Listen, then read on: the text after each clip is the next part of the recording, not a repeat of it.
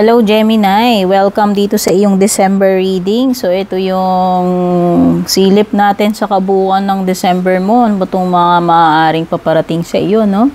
So itong mga reading na ganito Gemini, kung gusto mong, kung interesado ka, nagugustuhan mo at kung gusto mo maging updated sa mga readings ko, don't forget to subscribe sa aking YouTube, like and follow na rin yung aking Facebook, Instagram, TikTok. Send ka lang ng private message, Gemini, kung balak mong magtanong or mag-book ng personal reading. So, lahat ng yan, i-entertain ko sa aking Facebook page. Take note, guys.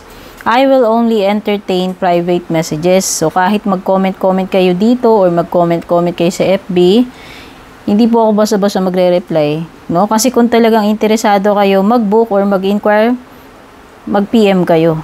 Okay? So, just a disclaimer, Gemini, hindi ito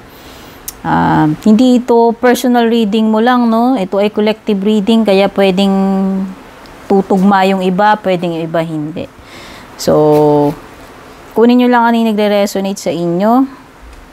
At, syempre, ito ay mga card readings lamang. Gawin nyo lamang gabay, walang guarantee ito ay totoo or magkakatotoo. Bago tayo magsimula, Gemini, bigay ko muna sa iyo yung lucky day and lucky numbers mo. Pero, ihanda mo yung pen and paper mo kasi hindi ko na uulitin ito. Kung mabagal ka, pwede mo namang i-pause. Kung may nalagpasan, pwede namang i-rewind. Gemini, lucky day mo Thursday. Ang lucky numbers mo, 17, 3, 50, 25, 56, 36. Okay?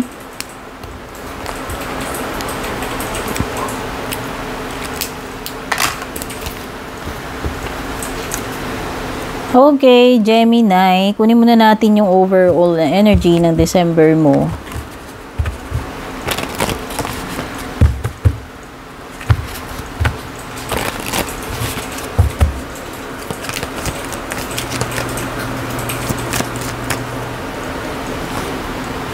Uy, King of Wands. Okay, so pwedeng you are dealing with a fire sign person, Aries, Leo, Sagittarius, or pwede nga ibig sabihin lang yan dahil yan yung overall energy mo,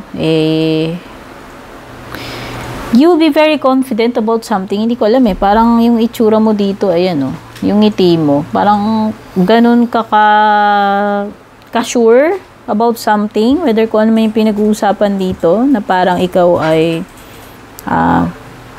kampante lang, relaxed, or confident ka na ma-achieve mo to or what, no? Basta may ganong energy, no? Parang napaka-ano mo dito.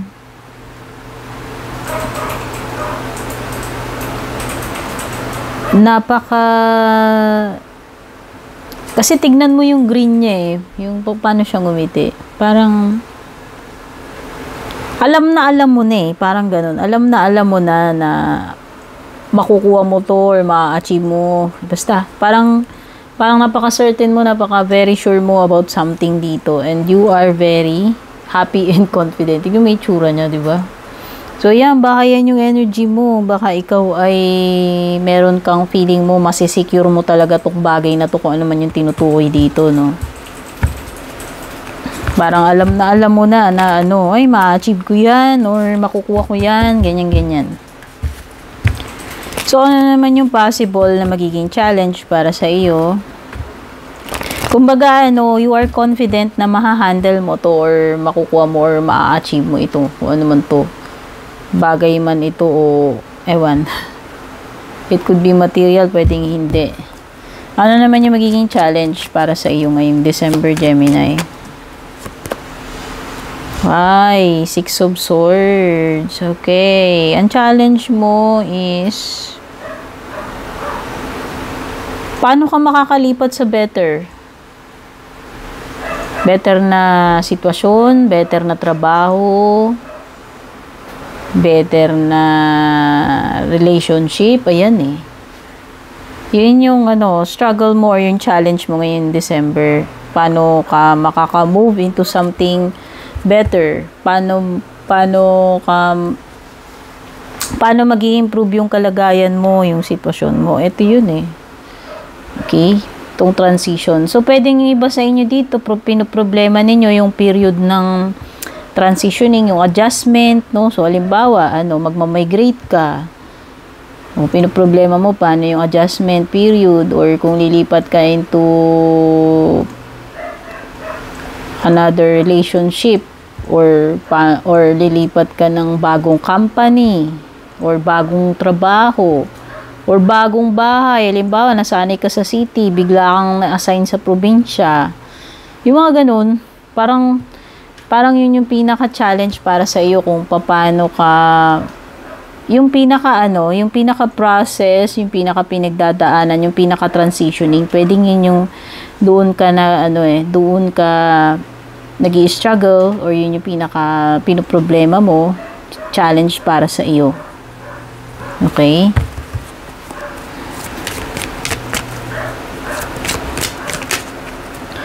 So, what will be the blessing? Okay, yung pinaka-blessing mo naman, sa tingin ko, is,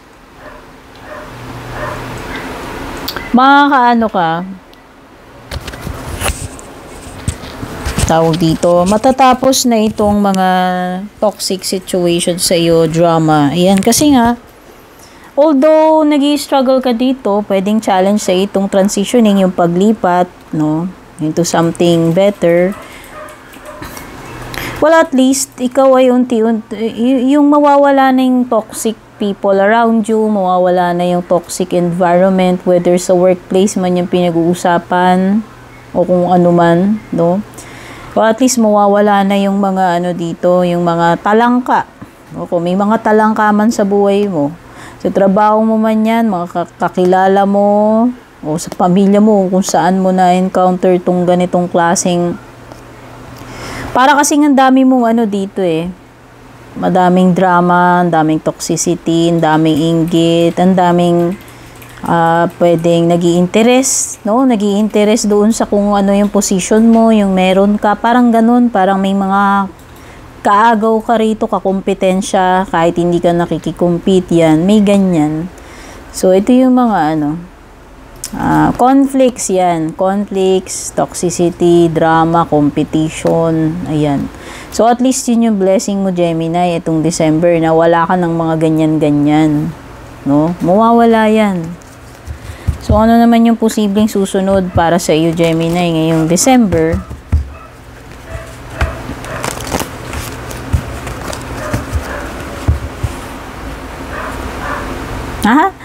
Baka kapag start ka na yata, Gemini, ito na siguro yung time na magte-take ka ng risk. Susubok ka ngayong December, whether about starting a business, starting a new relationship, or starting a new career, starting somewhere else, kung ano man to sisimulan mo, kung sa ibang lugar man yan, trabaho, relationship, o ano.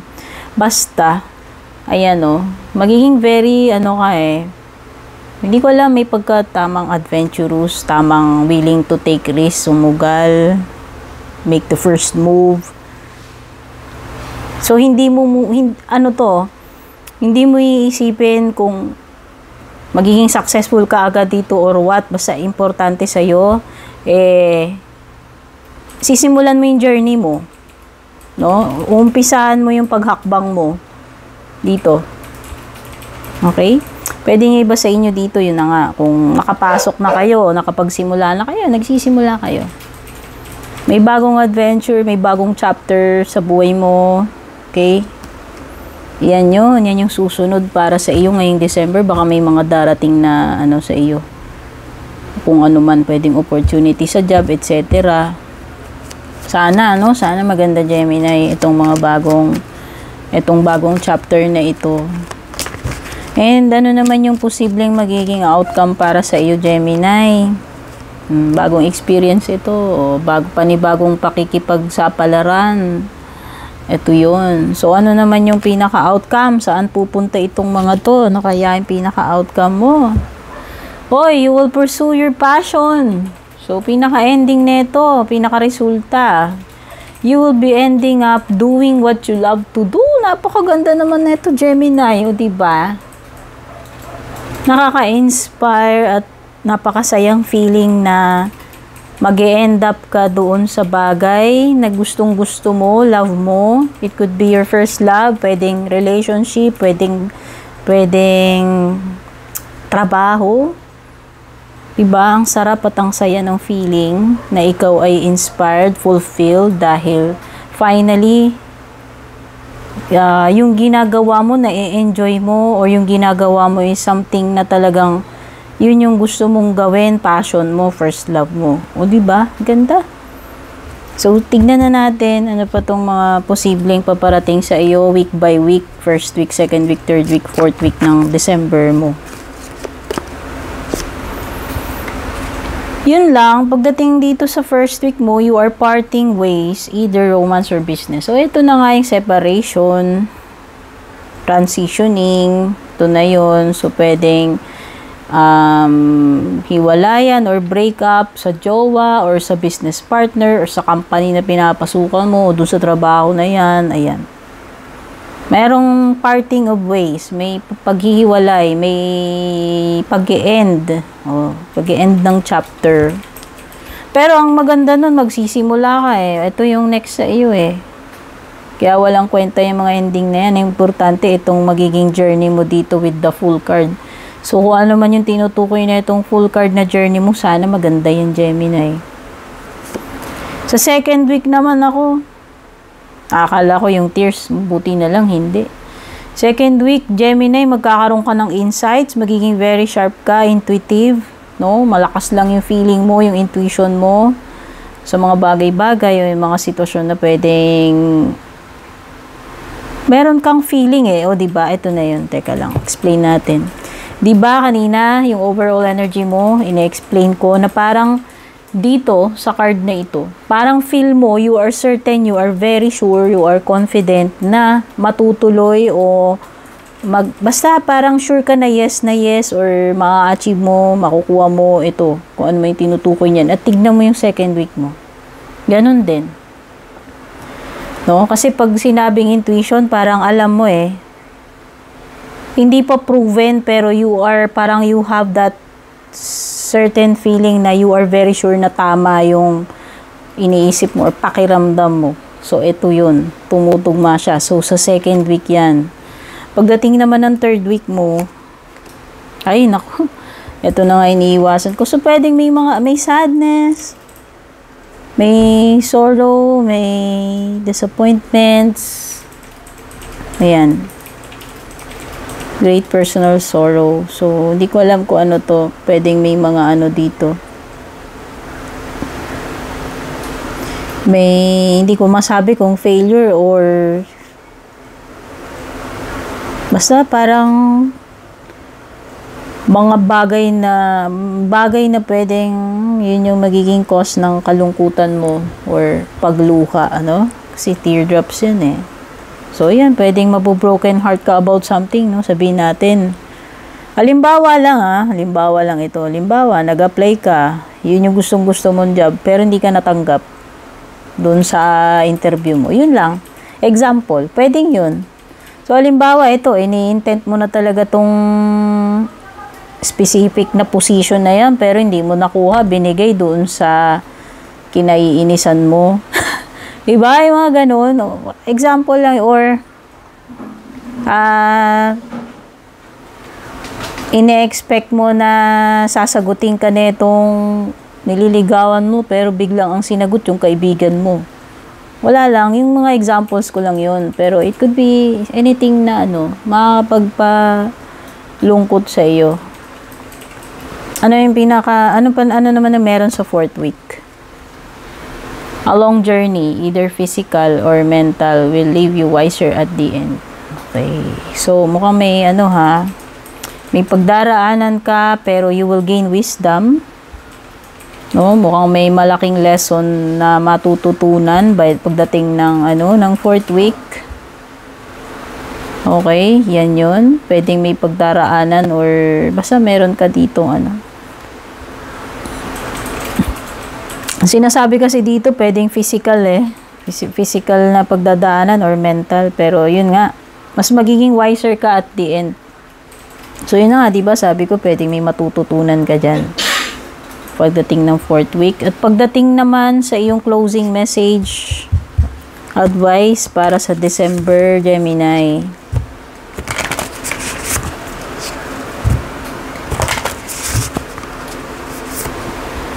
Gratitude. Through gratitude, joy expands. Okay.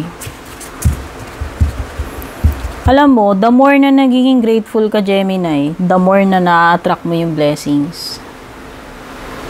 Okay, so kaya ang nafe-feel ko dito sa card mo, siguro this December, regardless kung nakakatanggap ka man ng mga blessings o hindi, ikaw ay magiging very grateful. Okay, so nandun ka sa isang positive state of mind o yun, parang nandun ka sa positive state of mind na ikaw ay thankful sa bawat bagay na dumarating sa iyo, whether success man yan o yung mga unfortunate events, pero at least nare-realize mo yun na mga magagandang bagay man yan, pagsubok man yan o yung mga blessings or triumphs na ikaw ay still grateful. Kaya ikaw for sure, you will attract blessings. Kung hindi man makahabol itong mga blessings na ito this December, pwedeng next year. Kasi nga, ikaw ay punong-puno ng grace and gratitude. Okay, Gemini? So, sana nagustuhan mo itong December reading mo. Don't forget to like and share, of course. At take care and God bless.